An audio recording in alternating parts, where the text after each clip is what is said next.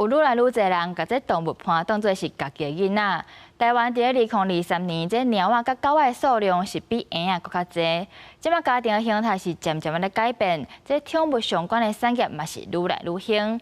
暗时7点，台语台青春咱的梦，带大家做伙来看台湾的新型宠物经济。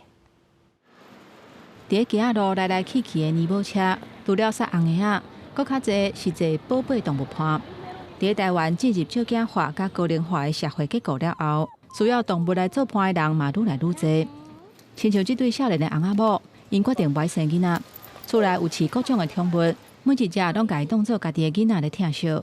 因为不要生囡仔，所以就是把他们更加当做自己的小孩。有囡仔当然是闹热，这无对，但是有囡仔的责任甲饲狗仔的责任是完全无同款的。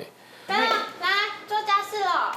根据农业部的统计，台湾的宠物经济每一年有要到600亿的商机。主人照顾动物伴，无论是食的甲穿的，因是拢真甘。嘛有人推广用爱的教育，加做动物行为训练师，互主人甲动物伴的互动会当更较好。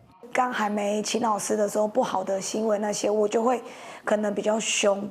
其实狗就像琳娜赶快，因为用查某囝来教伊，所以就更多的爱。无生囡仔，饲动物伴的时代已经来啊！愈来愈侪人投入宠物经济，即马饲动物来做伴是真热的话题。